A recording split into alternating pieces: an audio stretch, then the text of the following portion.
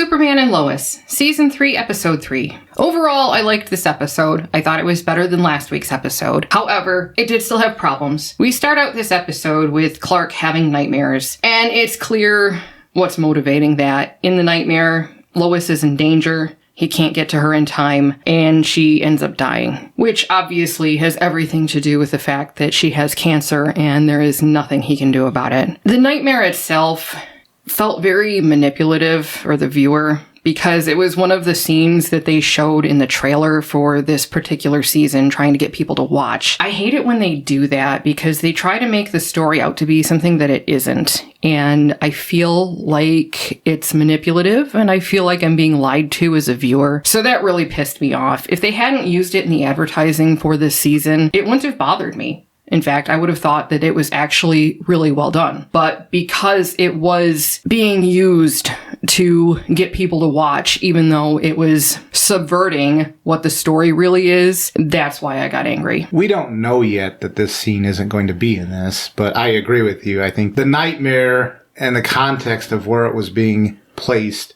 one's supposed to assume this is just Clark's way of dealing with it. There's something here he can't fix. He can't save this person with his own ability. We'll see. Maybe this will turn out to be a premonition of something in the future. I hope not, because how would he have that premonition? It makes more sense of it just being this nightmare situation where no matter what abilities he has, he can't save his wife from cancer. We'll see where that goes, because I agree with you.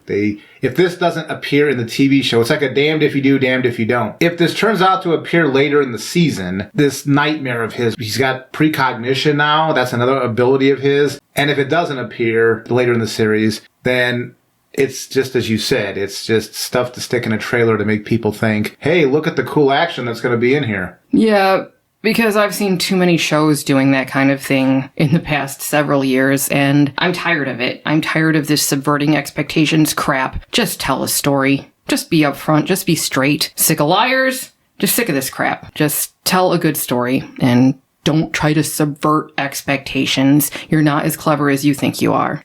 That being said, the actual story of this episode begins with Lois telling her sister that she has breast cancer and going and making the rounds, telling Lana and her family, Chrissy, John Henry, and Natalie, and then finally telling her dad. I know it's going to sound like I have problems with this whole episode, but bear with me. For some reason, they kind of stacked the issues together. Lois's dad breaks down and cries in front of Lois when she tells him that she has breast cancer. And that rubbed me the wrong way because this man, he's a military officer. He's a general in charge of the DOD. The fact that he just cries right in front of his daughter when she tells him that she has cancer, he shouldn't be doing that. But it's especially wrong for someone who is very skilled and practiced at not showing their emotions, even in the face of insurmountable odds. You still can't show weakness. Lois doing it, I would be more open to, because that diagnosis could obviously affect somebody, well, will affect somebody, and thinking about their future, it's fairly advanced cancer. But Dad wasn't doing any good by crying in front of her, which I understand they want to show vulnerable, sensitive men, but this character wouldn't have, I don't think the general wouldn't have behaved like this, her dad. I think he would have been more stoic about how he was handling stuff. It seemed very out of character. Yeah. I can appreciate any other character doing this, maybe I understand, but this hardened general, in the series up to this point, he's made some less than sensitive decisions when it came to family members and stuff. So they set up a history where this guy really didn't think about people's feelings first, and then to do this in front of Lois, it rang a bit wrong to me, but as I said, I think they just wanted a moment where they had some sensitive male doing something, and we got the sensitive male. So it's not like it was horrible that he did that, but it was very much out of character. I think they wanted to make it more dramatic, and in doing so, they failed to understand the character. And that's one of my biggest complaints with writing right now, is that they write things for drama's sake and they're not staying true to characterization. Again, big flaw as far as I'm concerned. This storyline, again, I do not read the comics. So this storyline might have been pursued in one of the many iterations of this franchise. So Somebody could come back in the comments and say, well, yes, and this thing and SU-55, that's exactly what went down. I'm not arguing against that. What I'm saying is the characterization of the General Sam Lane in this TV series, this character for 2 previous seasons, I find it hard to believe he would have reacted like that. Yeah. Lois is supposed to go to her first chemo appointment, and she goes to brief Chrissy first about the Mannheim investigation, and she just kind of loses track of time and doesn't go to chemo. She swears up and down that she's going to make another appointment and she'll go to that one. Chrissy forces her to make an appointment for the very next day. Lois does the exact same thing again.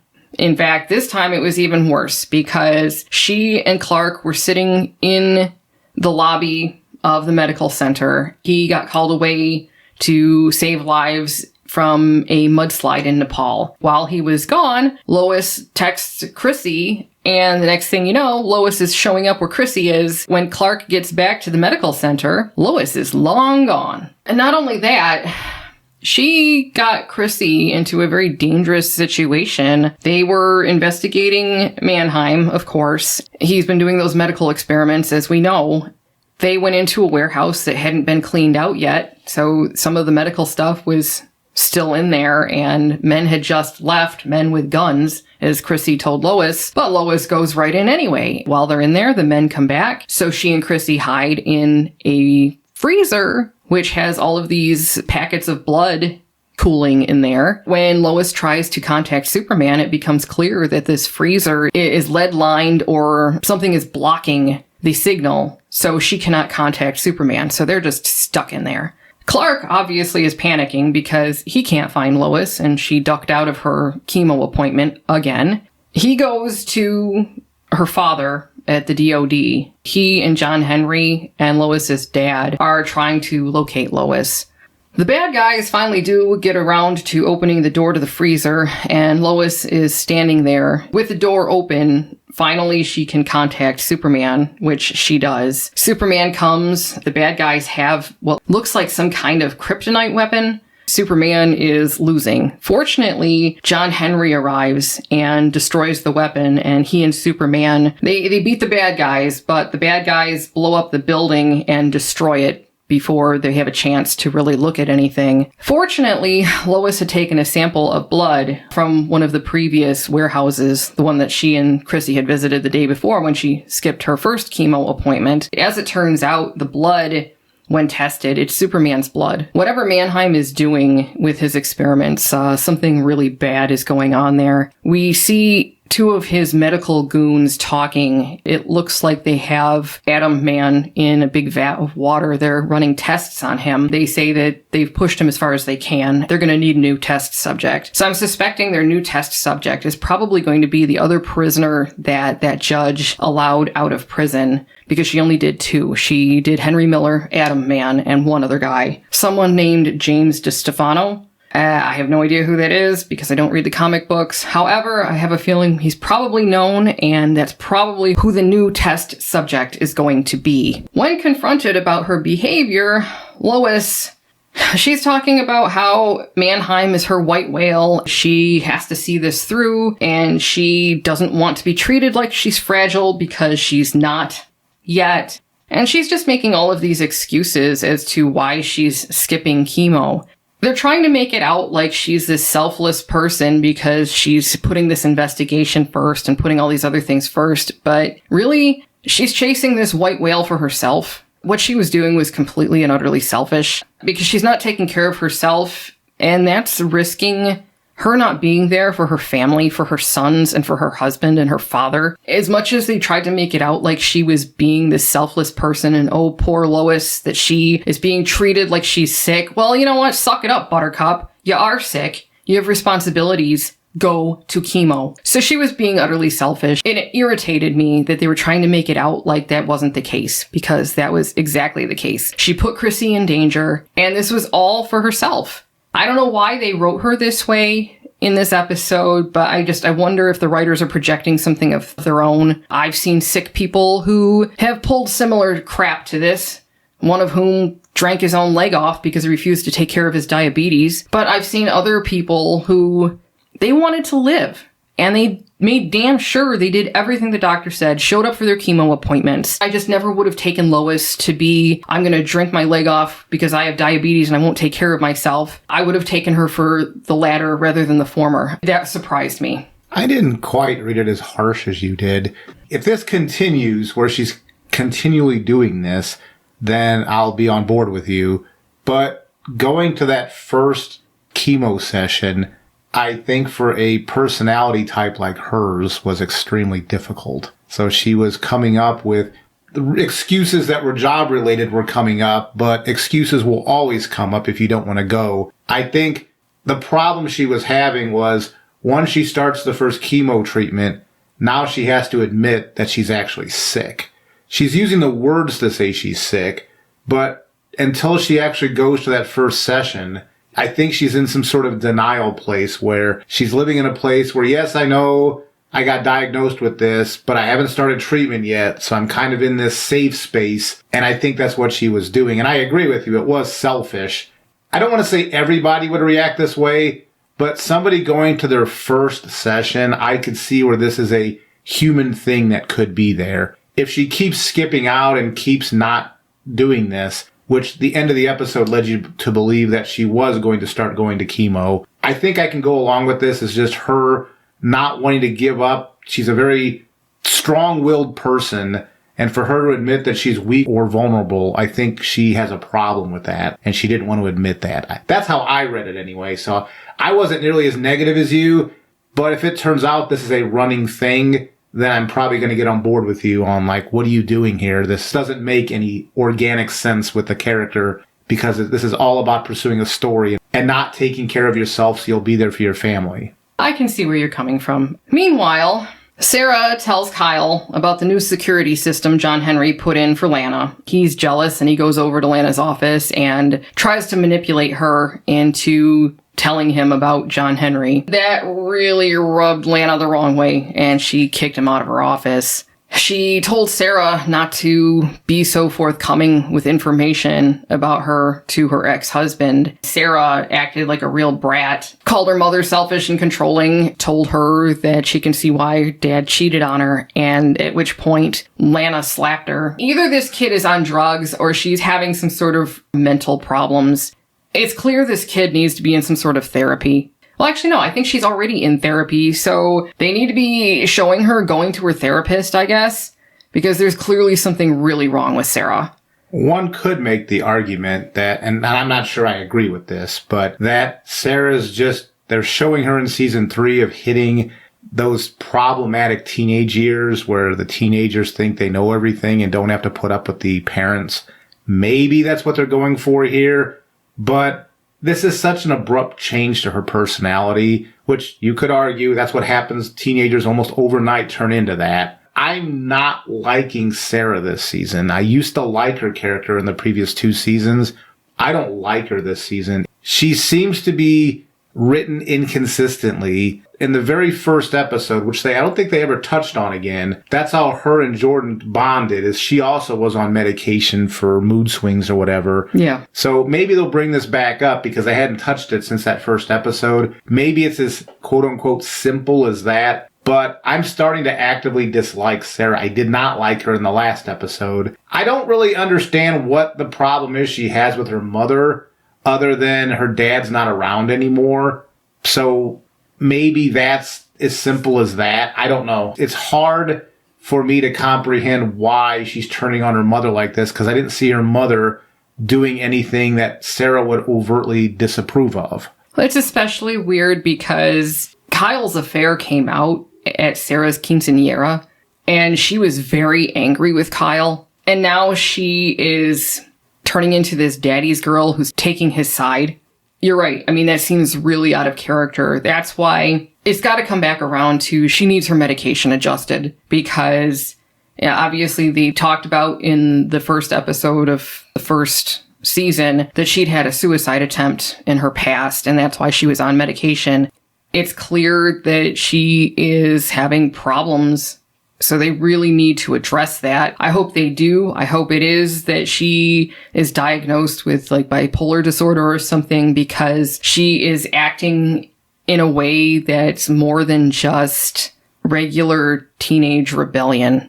She's really acting out. Given her mental health history, they need to address this. We'll see. Again, I don't have much faith in the writers right now just because of the previous 2 episodes this season. And there's one more thing that I'll get to that really irritated me about this episode, but I'll get to that in a second. Anyway, Lana goes to Sarah's bedroom door and she is apologizing to Sarah through the door. I'm just sitting there saying, you know, I think she went out the window. I don't think she's even in there. And then the next scene, we see her showing up at the diner, interrupting her dad and Chrissy. They were going to go watch movies at Chrissy's apartment or house or wherever Chrissy lives. It's clear that Sarah is completely out of control.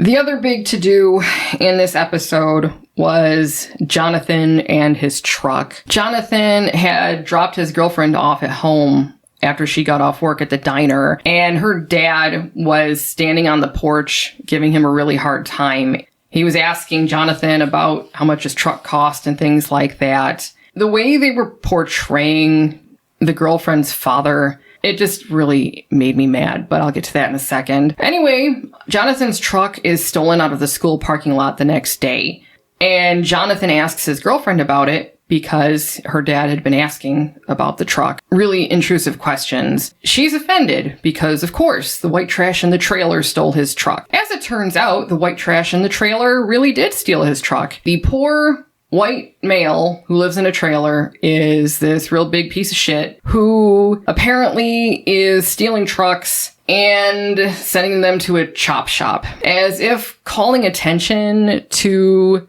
the prejudice that they have against this poor white male excuses what they're doing in this episode, because it doesn't. This is the only family we've seen who live in a trailer in this series.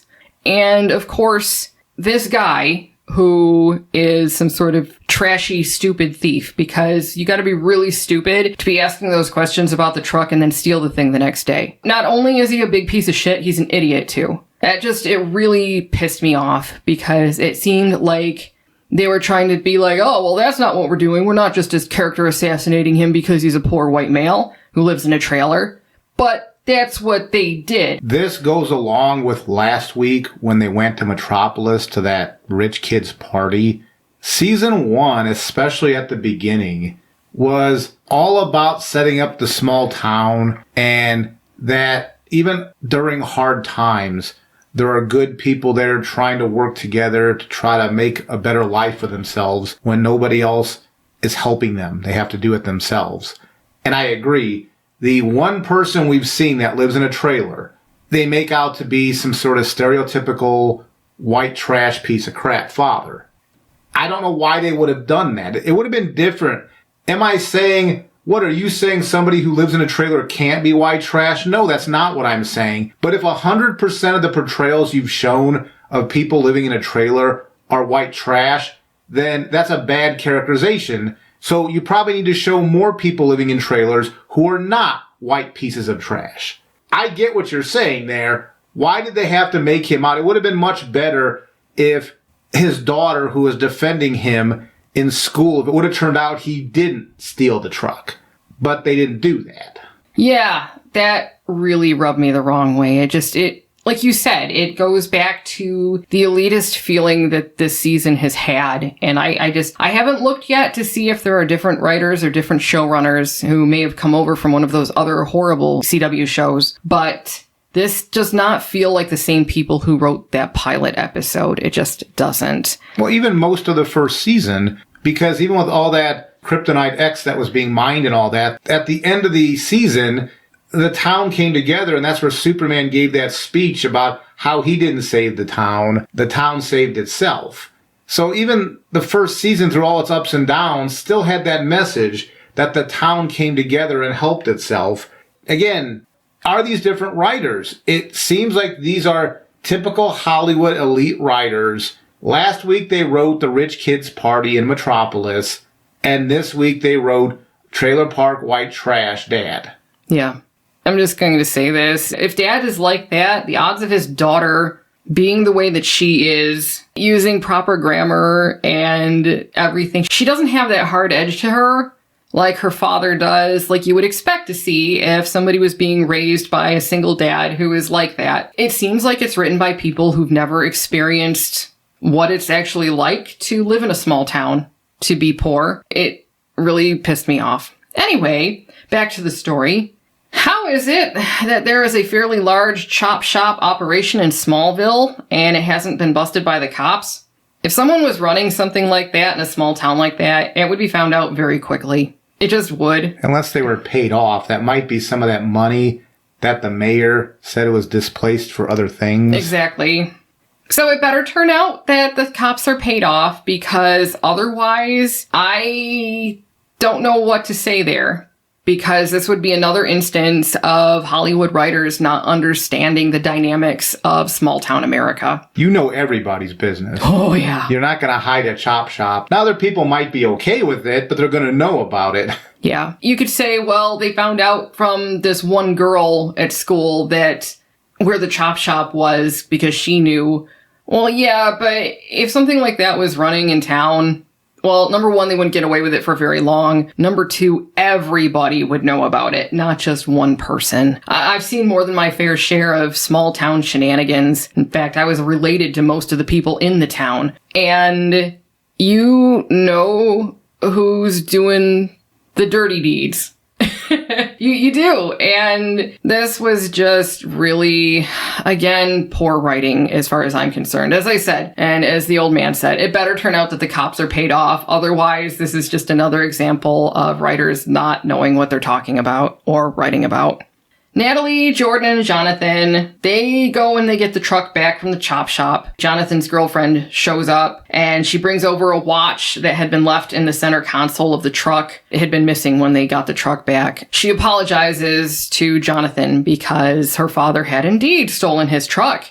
At this point, Jonathan, apparently, though we didn't see it, he comes clean with his girlfriend about how his ex-girlfriend had been at that party and had given him an expensive necklace for his birthday and had kissed him. We'll see if they ever mention that again. It felt like they did this half-ass attempt at talking about honesty.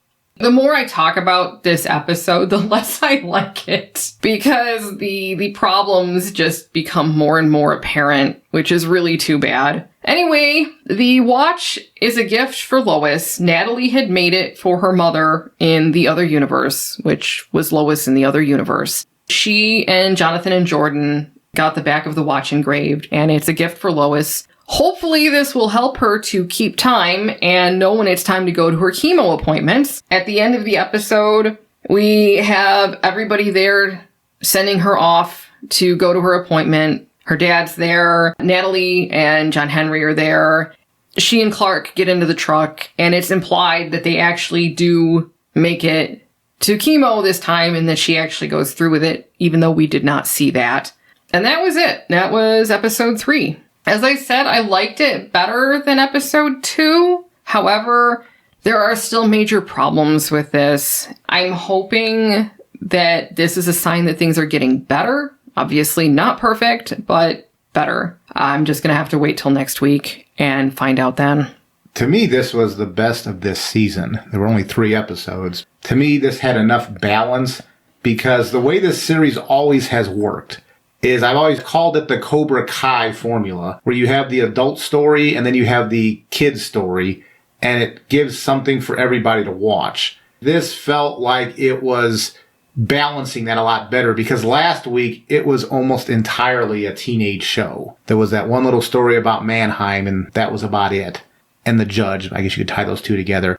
I think I liked this episode a little bit more than you did, only because I think it felt, the pacing of it and the way they were balancing the stories felt more in line with what they've done before. I'll give you that. I am having problems, and this is no offense to the actor, but the new Jonathan son, just because his acting is different than the previous actor of how he's portraying this character, I just wish they would have an episode where the story's centered on him and his mom, him and dad working together, something so that I can connect with this character. Because somebody in our comment from our last video pointed this out. This character walking around, this new actor, he plays the character so differently than who played it before that it's kind of hard to accept that Clark and Lois haven't noticed that their son is acting differently. Like we talked about with Sarah, how Sarah's acting differently even though she's being played by the same actress. So we're hoping that's actually supposed to be that way and something else is going on. Well, why aren't they noticing that this new actor is different? He's playing the character different. I realize it's a different actor. And maybe it's just me, because Molly explained to me that they do this in soap operas all the time. They recast characters. But for me, I need an episode to reconnect with Jonathan's character with this new portrayal.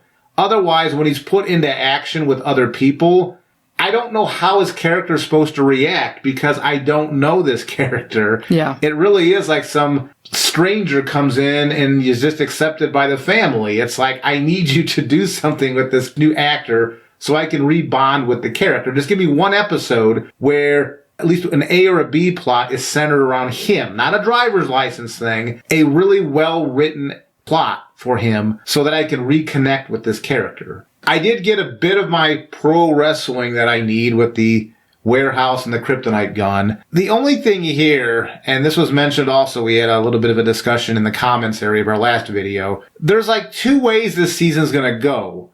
One is they decide it's the last season, so they're just going to kill Lois off. She'll just die of cancer, and the family will have to deal with that, which I already talked about last week a little bit. If that turns Clark the injustice route, I'm not okay with that.